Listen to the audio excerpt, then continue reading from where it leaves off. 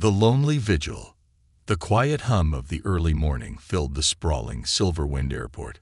Morris Carter, a 34-year-old security officer, adjusted his crisp uniform and prepared for what he thought would be an ordinary shift. Having worked there for nearly a decade, Morris had grown used to the rhythm of the airport, the hurried goodbyes, the tearful reunions, the unending flow of travelers rushing to destinations unknown.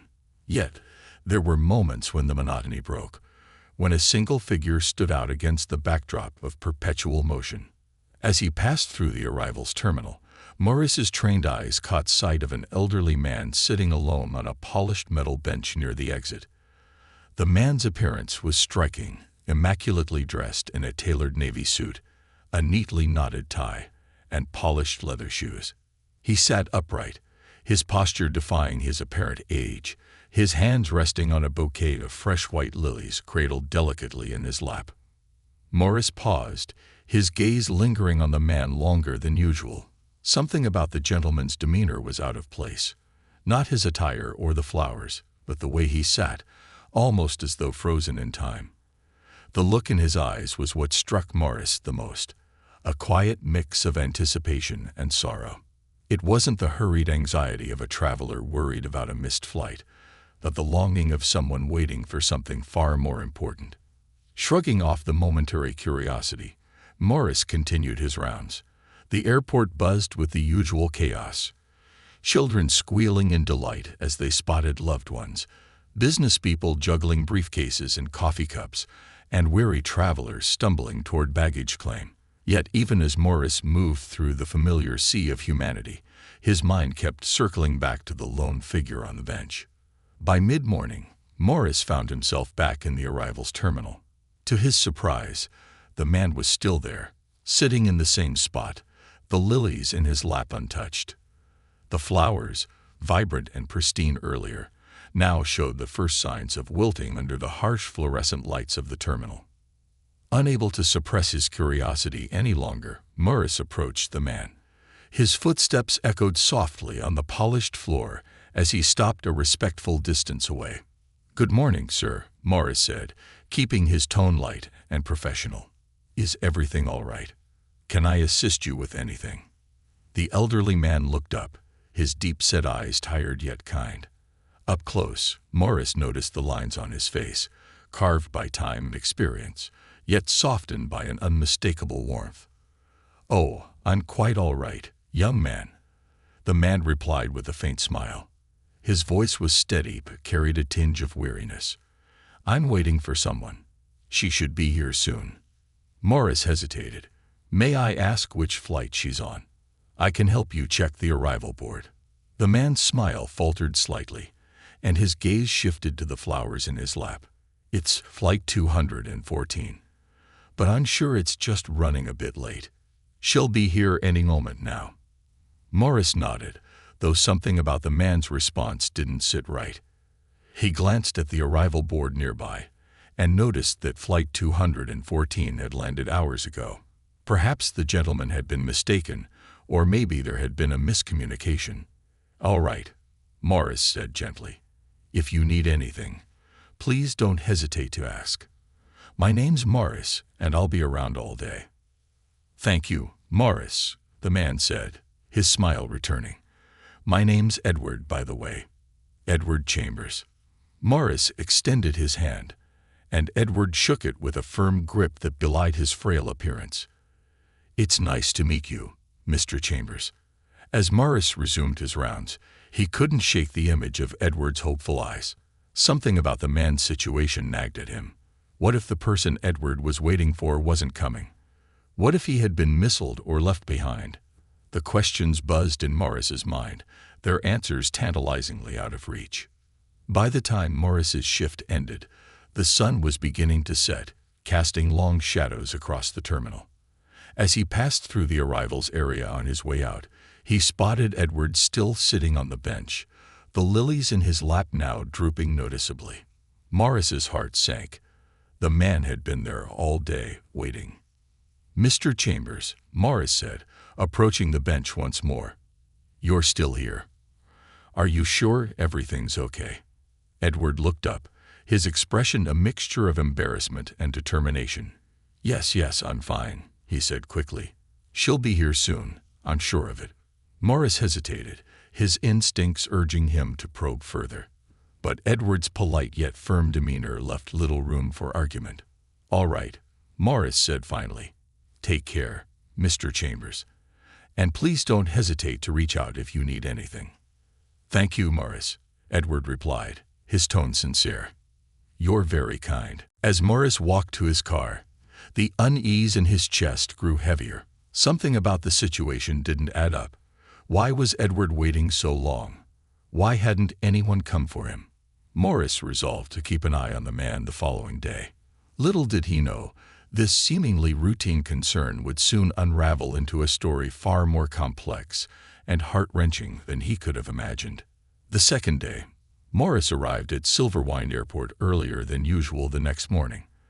The previous day's encounter with Edward Chambers had stuck with him, and he had spent a restless night turning over the details in his mind. Something about the elderly man's unwavering vigil, and the sadness hidden behind his polite smile, refused to let go of Morris's thoughts. The morning air was crisp as Morris made his way through the nearly empty terminal.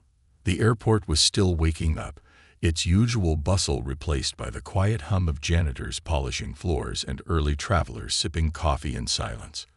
Morris's footsteps echoed faintly as he headed straight for the arrivals terminal. As he turned the corner, there he was. Edward sat in the exact same spot, as though he had never left.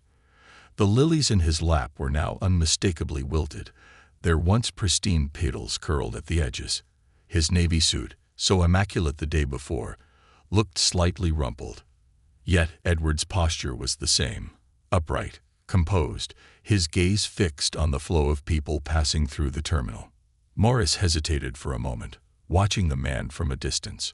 Something about Edward's stillness felt both heartbreaking and unsettling. Finally, Morris approached, his boots clicking softly on the polished floor. "Good morning, Mr. Chambers," Morris said, keeping his tone light. "You're here early." Edward turned his head, his expression lighting up with recognition. "Ah, Morris. Good morning to you as well." He gestured to the seat beside him. "Care to join me for a moment?" Morris smiled and sat down, careful to leave enough space to respect the man's dignity. "You've been here all night, haven't you?" Edward hesitated, then nodded. "I suppose I have. It's hard to leave when you're waiting for someone important." Morris leaned forward slightly, his brow furrowing. "Mr. Chambers, I don't mean to pry, but are you sure she's coming? I noticed that Flight 214 landed yesterday morning." Edward's face flickered with an emotion Morris couldn't quite place. Disappointment, maybe, or something deeper. "Yes, I know," Edward admitted softly. "But there was a delay. She couldn't make it onto that flight after all. She assured me she'd be on the next one." "Did she tell you when that would be?" Morris asked gently. Edward looked down at the lilies, brushing a withered petal with his finger. "Not exactly," he admitted, "but I know she'll come. She promised." Morris felt a pang in his chest. He had seen this kind of hope before, in passengers waiting for delayed flights, in parents scanning the crowd for children returning home. But Edward's hope seemed different. It was deeper, more fragile, as though it was the only thing keeping him going. "Do you have her phone number?" Morris asked. "Maybe I can help you reach her." Edward hesitated again, his grip tightening on the flowers. "I've already tried calling," he said after a moment. "She didn't answer. But I'm sure it's just a temporary issue. She'll call me back." Morris nodded, though unease coiled tighter in his chest. "All right," he said. "But please, Mr. Chambers, if you need anything at all, don't hesitate to ask, even if it's just a cup of coffee." Edward smiled warmly. "You're a good man, Morris. Thank you." As the day progressed, Morris couldn't keep his mind off Edward. Between his usual rounds, dealing with a lost wallet at security, guiding a family to their gate, handling a minor altercation over a delayed flight, his thoughts kept returning to the elderly man sitting alone in the arrivals terminal. By lunchtime, Morris decided he couldn't just stand by any longer. He picked up 2 cups of coffee and a sandwich from a nearby cafe and headed back to Edward's bench. The man was still there, his posture unchanged, his eyes scanning the crowd with quiet determination. "I brought you something," Morris said, holding out the coffee and sandwich. Edward looked up, surprised. "Oh, Morris, you didn't have to do that." "I wanted to," Morris said firmly, handing him the coffee. "You've been here a long time. You need to keep your strength up." Edward hesitated for a moment before accepting the coffee with a grateful smile. "Thank you," he said softly. He took a sip, his hands trembling slightly. Morris sat down beside him again. "Can I ask you something, Mr. Chambers?" "Of course," Edward replied, setting the coffee carefully on the bench beside him. "This person you're waiting for, is she a relative? A friend?" Edward's smile returned, though it was tinged with sadness. "She's someone special," he said simply. "Her name is Margaret. We met many years ago, before life took us in different directions. But we reconnected recently, and well, she's very important to me." Morris nodded, sensing that there was more to the story but unwilling to push.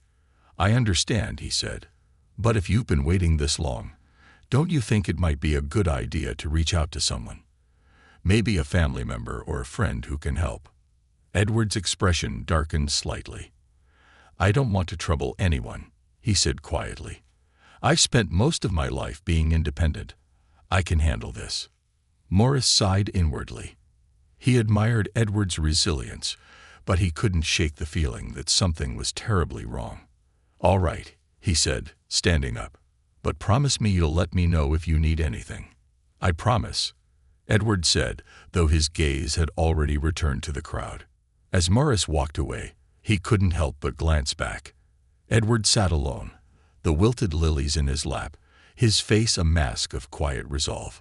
Morris's chest tightened with a mix of frustration and sorrow. He wanted to do more, but he wasn't sure how. Something about Edward's situation felt like a puzzle, its pieces scattered and incomplete. That evening, as Morris prepared to leave, he made a decision. If Edward was still there the next day, he would dig deeper. He would ask more questions, reach out to his contacts, and figure out what was going on. Because something told him that Edward Chambers wasn't just waiting for someone. He was holding on to something far more fragile, hope. And Morris wasn't sure how much longer that hope could endure. The shadows deepened. The next morning, Morris arrived at Silverwind Airport with a renewed sense of determination. The image of Edward Chambers, waiting alone with his wilted bouquet, had haunted him all night. He couldn't shake the feeling that time was running out, not just for Edward's vigil, but for whatever fragile hope the elderly man was clinging to. Morris walked briskly through the terminal, his sharp eyes scanning the arrivals area. It didn't take long to spot Edward. The old man was sitting in the same place as before, as though he hadn't moved an inch. His navy suit looked more worn now, the fabric slightly creased. The lilies in his lap had wilted almost completely, their petals browning at the edges, drooping lifelessly.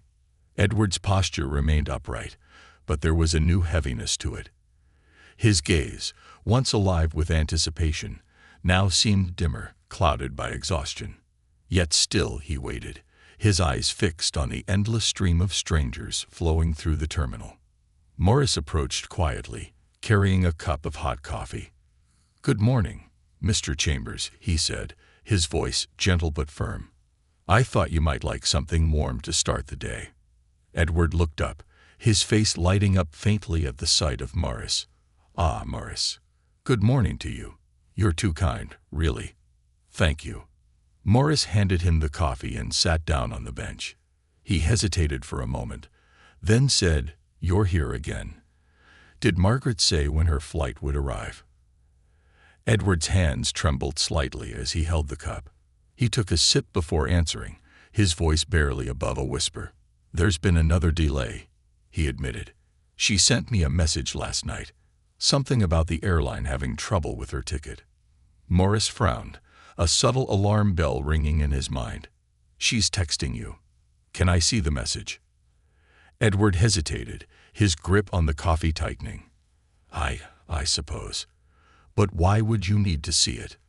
Morris leaned forward slightly, his tone kind but serious. Mr. Chambers, I just want to help. You've been waiting here for days. If there's anything I can do to make sure Margaret gets here safely, I need to know all the details. Edward's hesitation lingered, but finally he reached into his jacket pocket and pulled out his phone. He unlocked it and handed it to Morris, who scrolled through the messages with a growing sense of unease.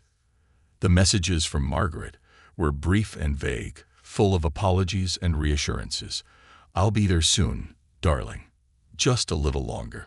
There's a problem with my ticket, but I'm sorting it out. Please don't give up on me. I need your help with one last thing before I can board. Morris's stomach tightened. These messages didn't sound like someone on their way to meet a loved one. They sounded calculated, manipulative. He scrolled further, his heart sinking as he read the most recent message. I'm so close, but the airline is asking for an extra fee to confirm my seat. Could you send another $5,000?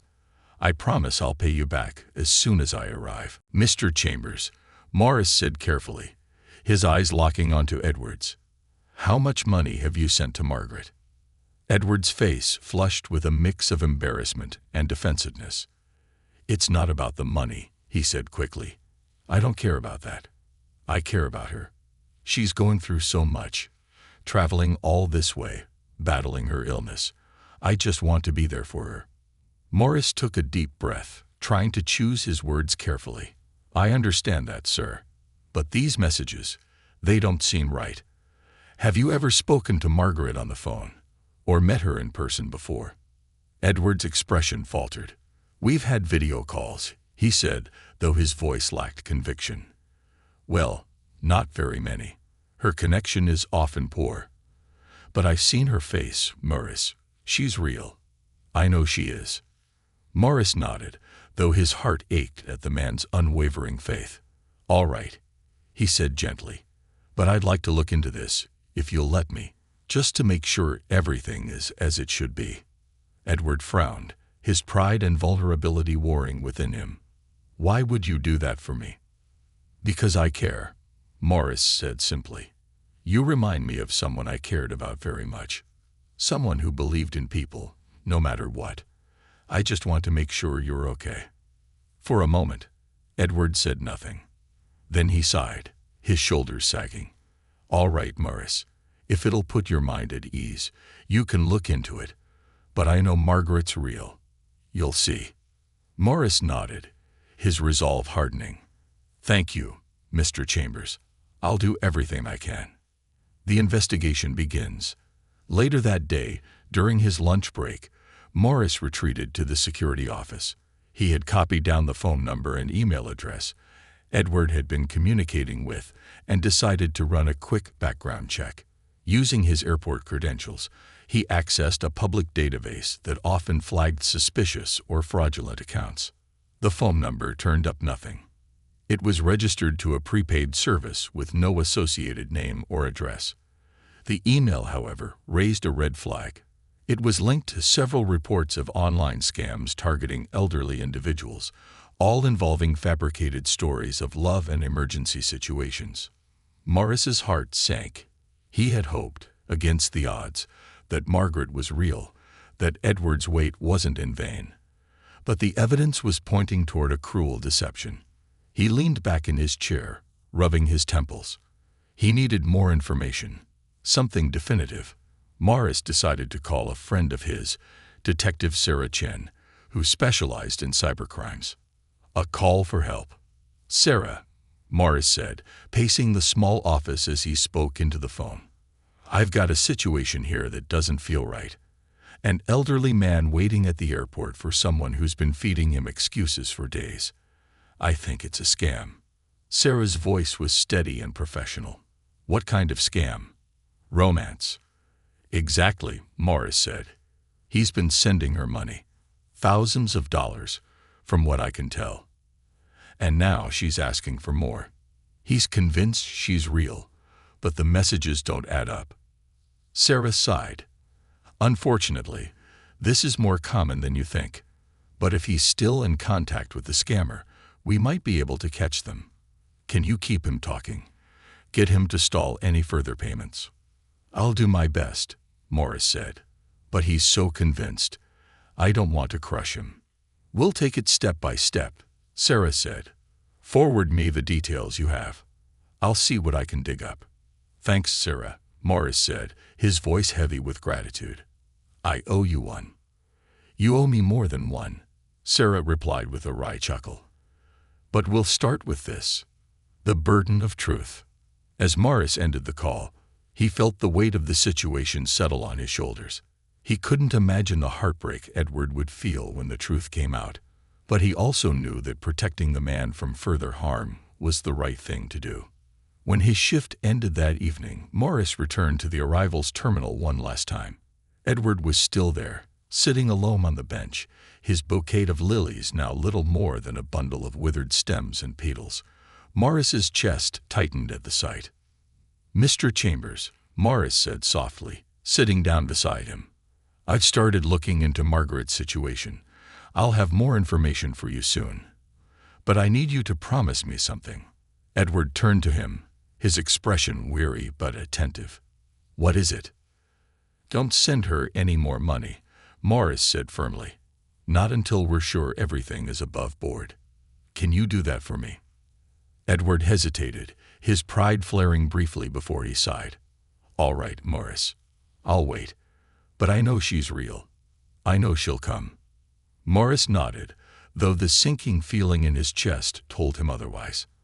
As he left the terminal that night, he knew the hardest part of this story was yet to come. The unraveling truth. Morris arrived at Silverwind Airport the next morning feeling a heavy weight pressing on his chest. Over the past few days, his concern for Edward Chambers had grown into something deeper, an almost personal responsibility to ensure the elderly man wasn't left broken and alone. He had spent the night combing through the information Detective Sarah Chen had provided, and the grim picture it painted confirmed Morris's worst fears. It wasn't just a scam. It was a sophisticated operation designed to prey on the vulnerable. Edward's story wasn't unique. This was part of a pattern, a cruel and calculated scheme targeting lonely individuals who dared to believe in the possibility of love late in life. Edward's silent vigil. As Morris stepped into the terminal, he spotted Edward immediately. The elderly man was sitting in his usual spot, the wilted lilies still clutched in his lap like a fragile token of hope. He looked thinner, as though the weight of his weight was physically draining him. His once pristine suit was now wrinkled, and the light in his eyes had dimmed further. Edward saw Morris approach and managed a faint smile. "Ah, my young friend," he greeted. "It's good to see you again." Morris sat beside him, carefully choosing his words. "Good morning, Mr. Chambers. I wanted to check on you. How are you feeling today?" Edward sighed, his gaze drifting to the arrivals gate. "Tired, I suppose, but hopeful. She'll come. I know she will." Morris's throat tightened. He had prepared himself for this moment, but now that it was here, he felt the enormity of what he was about to do. "Mr. Chambers," he began gently, "I need to talk to you about Margaret." Edward turned to him, his expression suddenly guarded. "What about her?" Morris hesitated, then plunged ahead. "I've been looking into the situation, with your permission. I wanted to make sure everything was as it seemed." Edward's brows furrowed. "And?" Morris leaned forward, his voice soft but firm. "I'm afraid there are some inconsistencies. The phone number and email address Margaret uses, they're tied to other reports of scams. People pretending to be someone they're not, preying on those who are kind and trusting." Edward's face paled. "No," he said quickly, shaking his head. "That can't be. Margaret isn't like that. She loves me. She—" "I know this is hard to hear," Morris interrupted gently, "but I need you to listen. This isn't your fault. These people are skilled manipulators. They take the time to build trust, to create a relationship that feels real. But their goal is always the same: to take advantage of good people like you. Edward's hand tightened around the bouquet, his knuckles white. You're wrong, he whispered, his voice trembling. She's real. I've spoken to her. I've seen her face. Morris nodded, his tone steady. I believe you've spoken to someone, but it may not have been who you think it was. Scammers often use fake photos, pre-recorded videos, or even actors. They know how to make it convincing.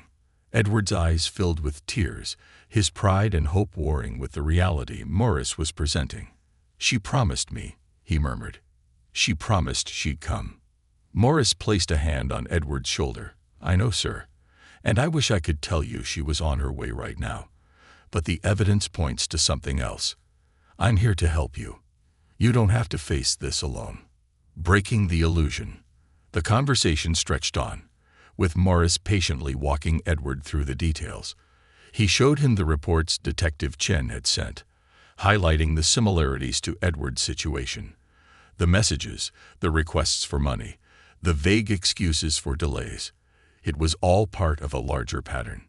At first, Edward resisted, clinging to the fragments of hope he had built his life around for the past 2 years.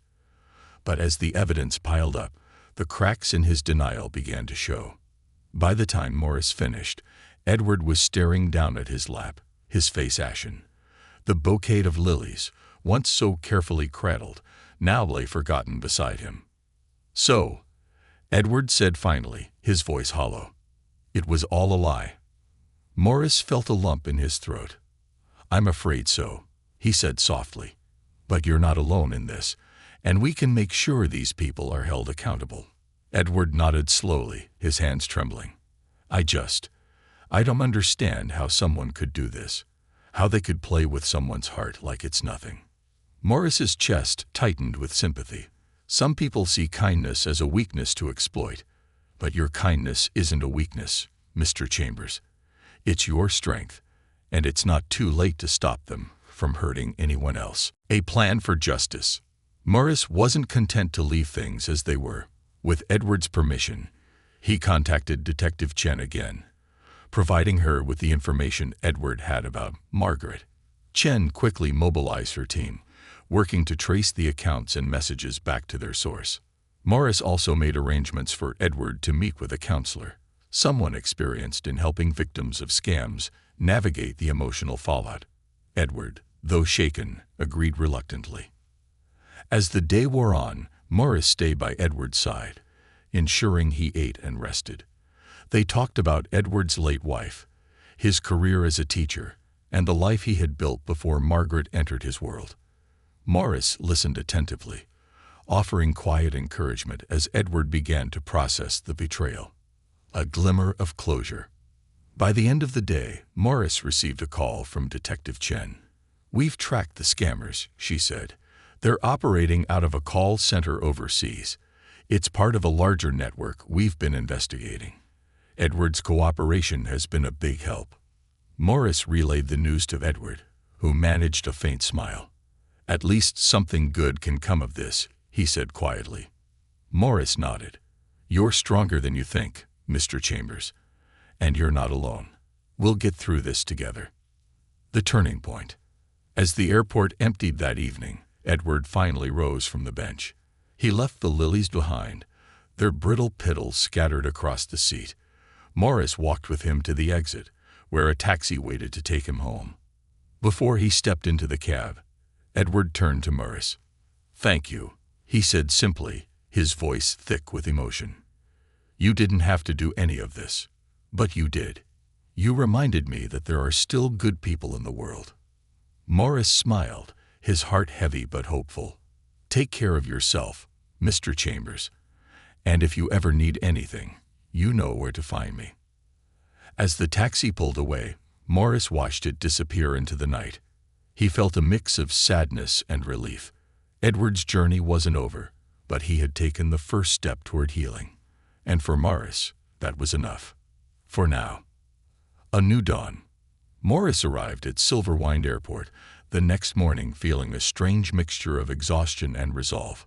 The events of the past few days had been emotionally taxing, but he knew the situation wasn't over.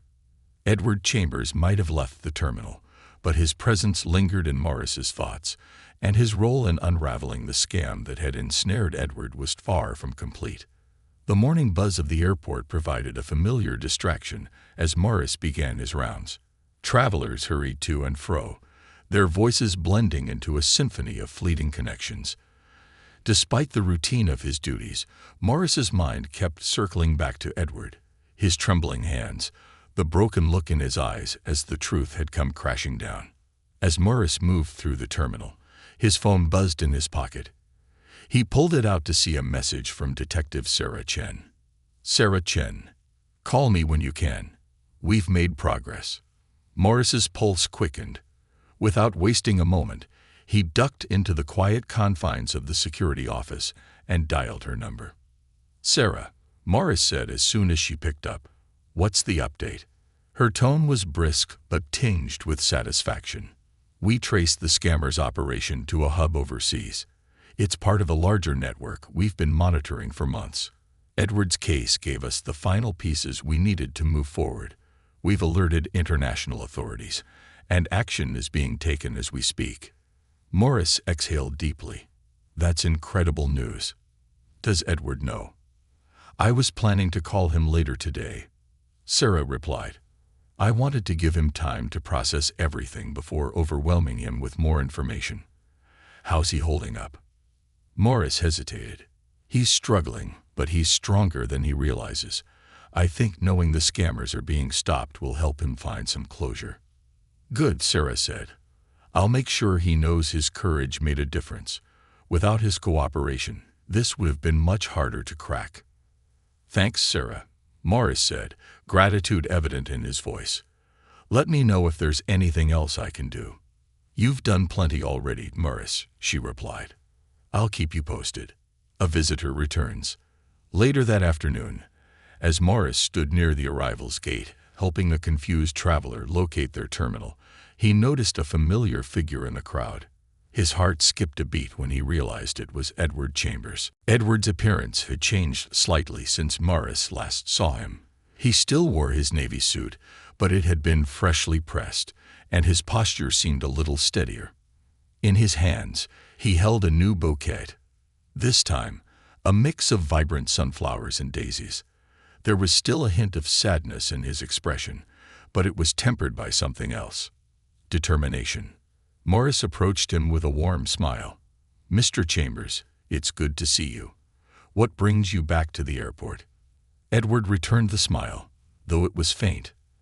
"I came to say thank you," he said simply, "and to make peace with this place." Morris gestured toward a nearby bench, and they sat down together. "How are you feeling?" Morris asked, genuinely concerned. Edward sighed, his gaze drifting toward the bustling crowd. "It's been difficult," he admitted, realizing that the person I thought I loved never existed. It's like mourning a ghost. But I've been doing a lot of thinking about what I lost and what I still have. Morris nodded, encouraging him to continue. "I've spent so much time waiting," Edward said softly, "not just here, but in my life. Waiting for things to get better, waiting for someone to fill the void. And in the process, I forgot how to live for myself." He glanced down at the bouquet in his lap. "I realized it's time to stop waiting. It's time to move forward." Morris felt a surge of pride and relief. "That's a brave decision, Mr. Chambers, and I'm here for you, whatever you need." Edward's smile grew a little brighter. "You've already done so much, Morris, more than I ever expected.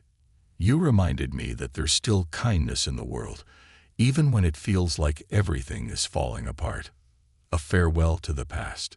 Edward asked Morris to walk with him to the arrivals gate, where his vigil had taken place. As they approached the bench where he had spent 3 long days waiting, Edward paused, taking a deep breath. "This is where I let it go," Edward said quietly, his voice steady.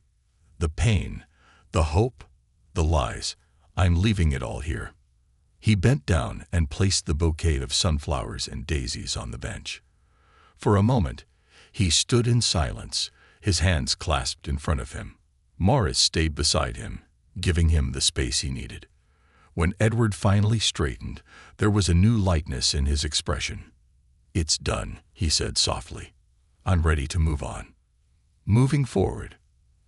As they walked back toward the terminal's main hall, Edward turned to Morris with a glint of determination in his eyes. "I've decided to volunteer at a local senior center," he said. "There are so many people out there who feel lonely, just like I did. If I can help even one person feel less isolated, it'll be worth it." Morris smiled, his admiration for Edward growing. "That's a wonderful idea, Mr. Chambers. You have so much to offer." Edward chuckled lightly. "Call me Edward Morris. You've earned it." As they reached the exit, Edward extended his hand. Morris shook it firmly, his respect for the man evident in his expression. "Take care of yourself, Edward, and don't hesitate to reach out if you ever need anything." "I will," Edward said. "Thank you, Morris, for everything." With that, Edward stepped outside, the sunlight casting a warm glow over him as he walked toward the waiting taxi. Morris watched him go, a deep sense of satisfaction settling in his chest. Edward's journey wasn't over, but he was on a path toward healing, and Morris was grateful to have played a part in it. A message of gratitude. That evening, as Morris sat in his small apartment reflecting on the day, his phone buzzed with a new message. It was from Edward. Edward Chambers.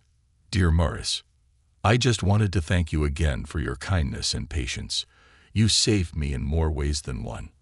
I'll never forget what you did for me. Please know that you made a difference in my life, and I'll do my best to pay it forward. Yours sincerely, Edward." Morris smiled as he read the message, feeling a warmth he hadn't felt in a long time.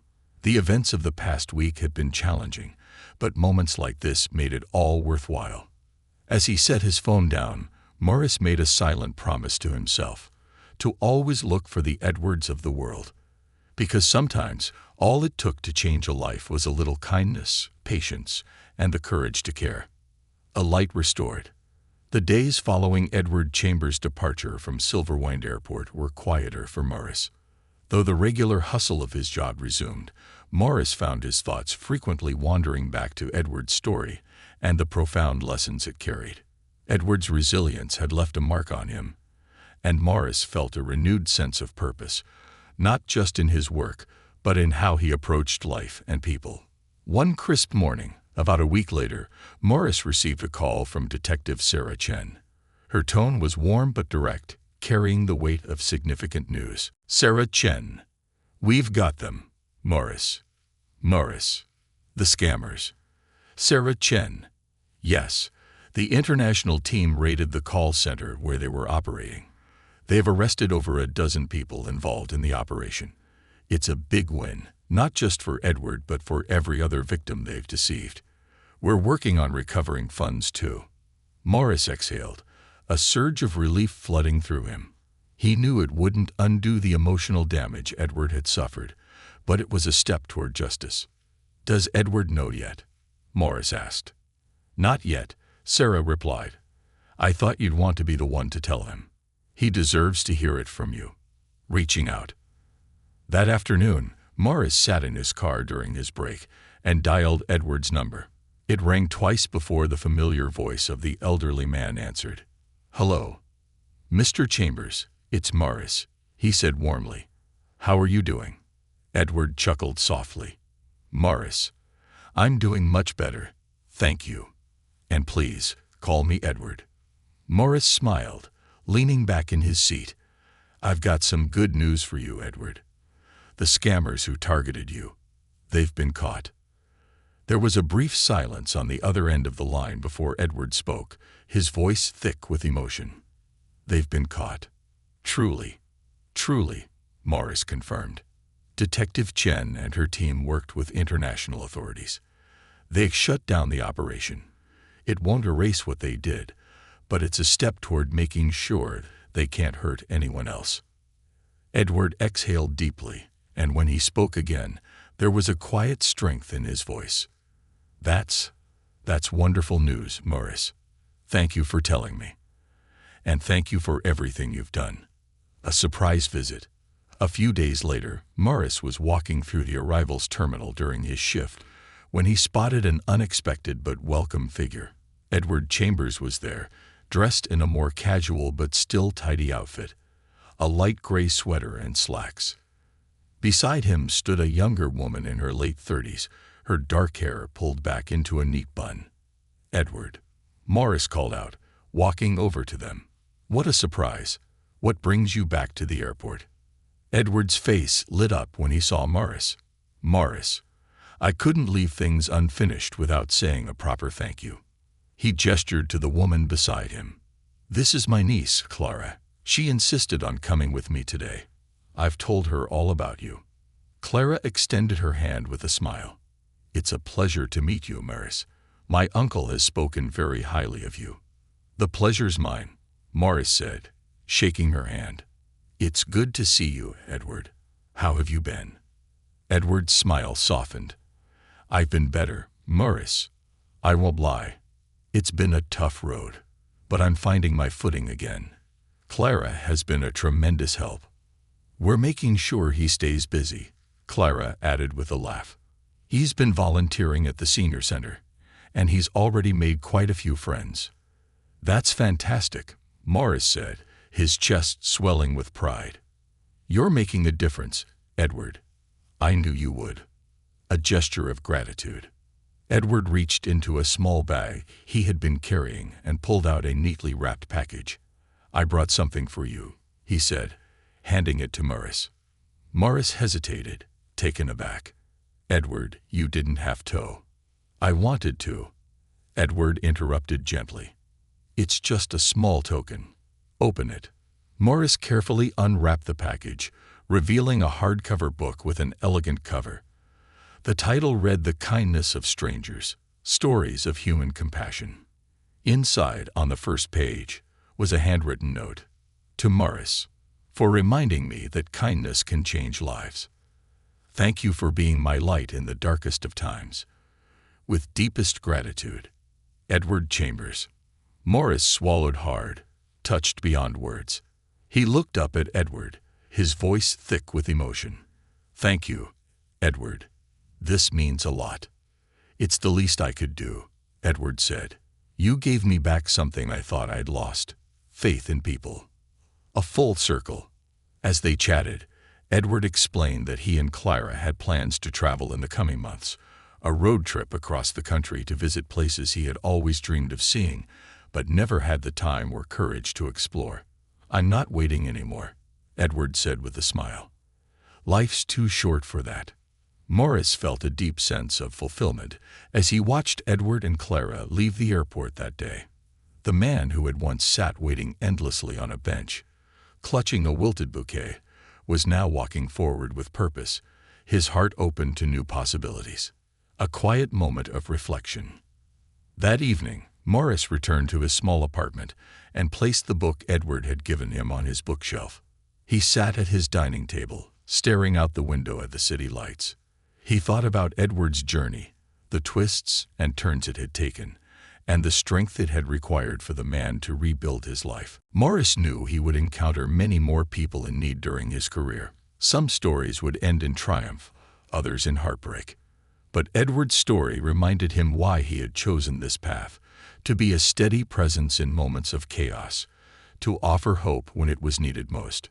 As Morris leaned back in his chair, a small but genuine smile tugged at his lips. Edward's journey wasn't just a story of loss and redemption. It was a reminder that even in the face of deception and despair, kindness and courage could illuminate the way forward. And that, Morris thought, was something worth holding on to. A resolution and a new chapter. The days rolled by, and life at Silverwind Airport returned to its usual rhythm. Morris continued his work, helping travelers, resolving disputes, and quietly observing the myriad human stories unfolding around him. Yet Edward Chambers' story stayed with him, a poignant reminder of resilience, hope, and the power of human connection. A letter from Edward. One quiet evening, as Morris sat in his modest apartment, a letter arrived in the mail.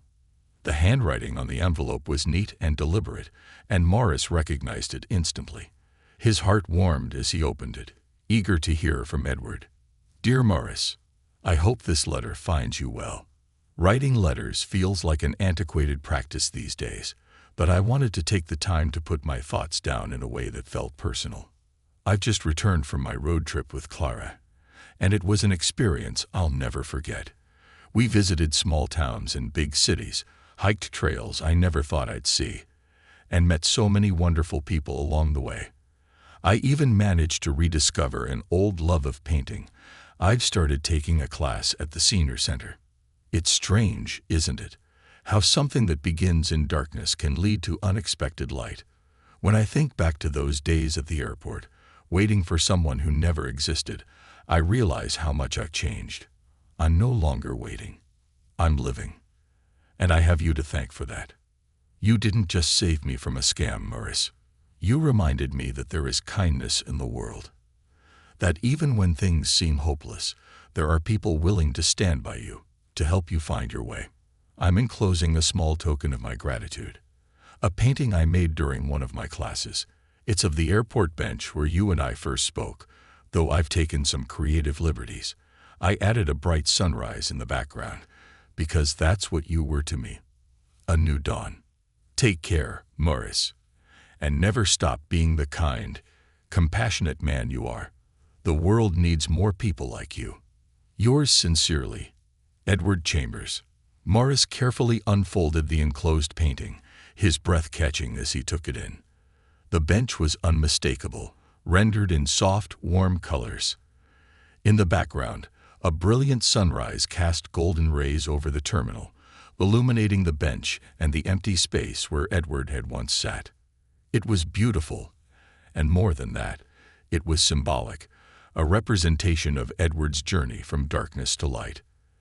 The end of one story, the beginning of another. The letter and painting found a permanent place in Morris's home. The painting hung on the wall in his living room, a daily reminder of the impact one person could have on another. The letter, carefully preserved, was tucked into the first page of the book Edward had gifted him. As the weeks turned into months, Morris continued his work at Silverwind Airport, now approaching every interaction with a renewed sense of purpose. He knew there would be more people like Edward, people who needed a hand, a kind word, or simply someone to listen. And he was ready to be that person. A quiet goodbye. One evening, months later, Morris sat in the arrivals terminal during a rare quiet moment.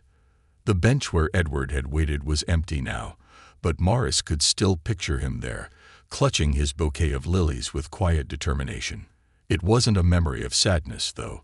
It was one of hope, of a man who had risen above despair to reclaim his life. As Morris got up to resume his rounds, he paused by the bench and smiled. "Good luck, Edward," he murmured softly, the words carrying a quiet reverence. And with that, Morris walked on, ready to meet the next story waiting to unfold.